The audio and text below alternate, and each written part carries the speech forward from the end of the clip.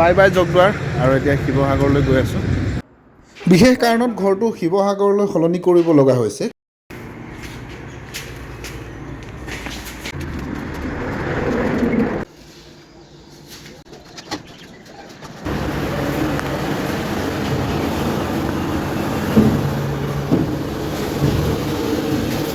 ভাগৰ লাগিছে। ভাগৰ লাগিব আৰু ৰুম চিফ্ট কৰাটো সহজ কাম নহয়। বহুত জঞ্জালী কাম আছে, ভাগৰ লাগিব। সদায় ইফালে বস্তুখিনি লৈ আপুনিকে ধুনীয়াকৈ সজোৱাৰ পাছত আকৌ লৈ যাব লাগে টালি টুকুৰা বান্ধি, আকৌ এতিয়া তাত গৈ সজাবগৈ লাগিব।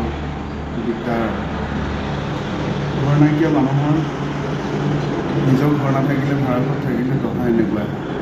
যেতিয়ালৈকে নিজৰ ঘৰ এখন নহয় তেতিয়ালৈকে এনেকৈ ঘূৰি পকি থাকিব লাগিব। ঘৰখনৰ প্ৰয়োজন অনুসৰি বস্তুবিলাক এপদ এপদকৈ গোটাই ৰাখোঁতে বহুত ভালেই লাগে, কিন্তু যেতিয়া ঘৰ সলনি কৰিবলগীয়া হয় তেতিয়াহে আমি কষ্ট পাই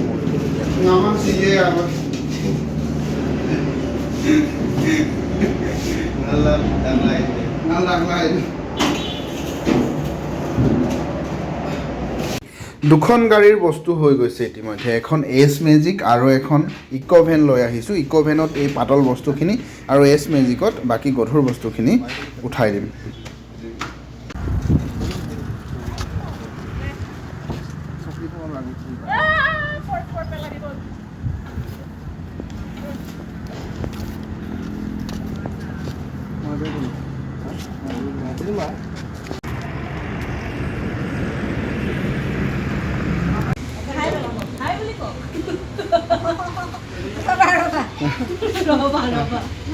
আমি এৰি যোৱা ঘৰটো এইটো, আৰু এইফালে হাইৱেটো CKB কলেজৰ অপজিটতে। কোনোবা যদি আহিব বিচাৰে আহিব পাৰিব, ঘৰ খালী আছে ইয়াত। আৰু এখেত হ'ল খুৰা, ঘৰৰ মালিক, এখেতক কণ্টেক্ট কৰিলেই হ'ল।